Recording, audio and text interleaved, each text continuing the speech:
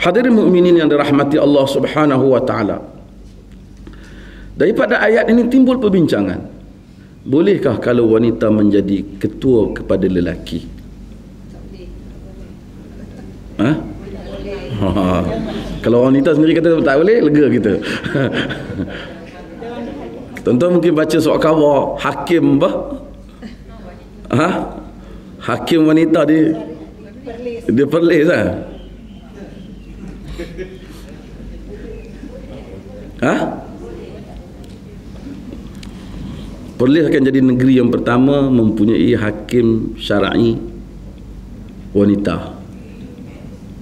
Oh, orang kata best. Jadi orang perempuan kalau untuk inaya pergi Perlis lah, cepat sikit.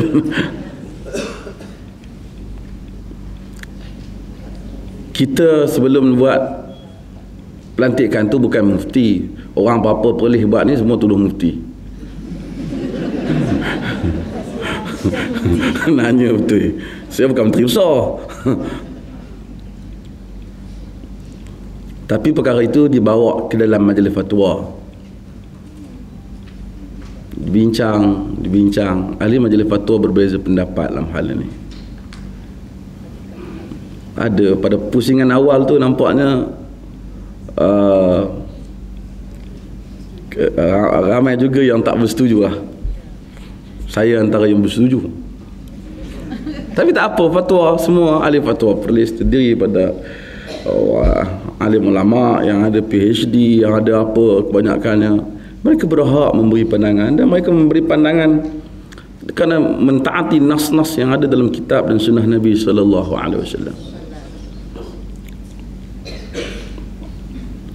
Sebahagian golongan kata tak boleh kerana Nabi sallallahu alaihi wasallam kata lan yuflihal qaum, lan yufliha qaumun wallau amruhum imra'ati. Tidak akan, dalam hadis Bukhari, tidak akan berjaya sama sekali tak akan berjaya satu kaum yang telah melantik wanita memegang urusan mereka. Jadi hadis ni telah jadi perbincangan yang panas di antara kedua-dua pihak yang menyokong dan tidak menyokong. Bagi yang mengatakan tak boleh, dia kata nas, Allah kata ar-rijalu qawwamuna 'alan nisa. Nas ni. Bagi yang kata boleh, kata nas ini berkaitan dengan masalah rumah tangga. Ini dia khilaf tu, jadi khilaf tu.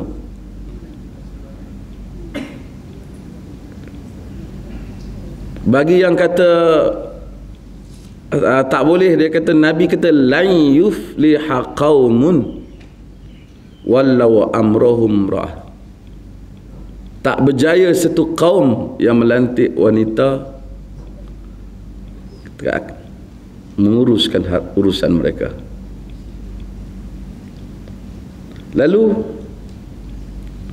yang kata boleh, kata hadis ni Nabi merujuk kepada Maharaja Parsi yang diganti dengan seorang wanita. Tak mungkin tak berjaya, sebab dalam Al-Quran ada menceritakan Malikatus Saba atau yang kita kenali dengan Balqis. Dia memerintah dengan berjaya, Quran memujinya, dan dia telah memberikan pandangan yang terbaik yang menyebabkan berlaku perdamaian antara kerajaannya dengan Nabi Sulaiman alaihi salam. Jika wanita buruk memerintah, tentulah Al-Quran tidak memuji Maharaja Saba.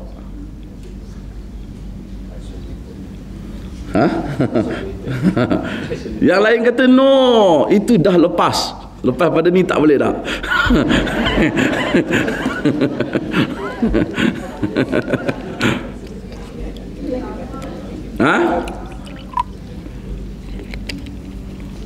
Kita cari, memanglah majoriti para ulama sebenarnya tak nak wanita jadi pemimpin. Bukan majoriti para ulama Islam sahaja, dunia ni keseluruhannya pun tidak ada lagi Presiden Amerika satu orang perempuan pun. Akan siapa? Boleh menang ke?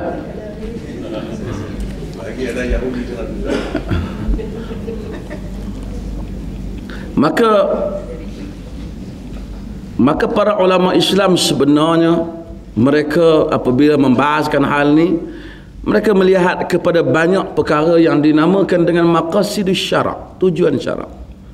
Kalau wanita nak jadi pemimpin nombor satu, macam mana? Pemimpin negara ni dia jadi imam, wanita tak jadi imam jemaat. Tengah orang ada urusan nak perang apa, pregnant pula dia. Lepas tu tak boleh nak berjalan, penat nak bagi pandangan pun tak boleh kan. Lepas daripada tu bersalin 40 hari pula berhenti urusan negara dia. Tak boleh wanita jadi pemimpin negara. Ha? Ha? Maka majoriti memang bersetuju wanita tak boleh jadi nombor satu. Tapi adakah dia boleh jadi jawatan yang tidak nombor satu? Boleh ni sentimen ke apa ni? Nabi kata tak berjaya. Guru besar tak boleh pasal ada lelaki bawah dia. Maka sebahagian ahli fatwa sehingga kata guru besar pun tak boleh. Tapi saya tentu macam biasa mempertahankan tentang wanita ini boleh jika sekiranya bahawasanya ataupun kita dapat membuktikan dia dapat berfungsi pada jawatan itu. Yang penting ialah peranan seseorang dengan jawatan. Entah berapa ramai guru besar wanita lebih berjaya pada guru besar lelaki. Oh, entah seronok kata tu. Banyak buku. Ha? Banyak bukti. Maka hadis ni bercakap dalam satu konteks. Nabi diberitahu orang Parsi ni menurut sebagian para ulama. Nabi diberitahu bahawasanya orang Parsi lantik perempuan ganti maharaja dia. Nabi kata tak berjayalah kaum yang lantik orang perempuan jadi pemimpin. Nabi ulas dia.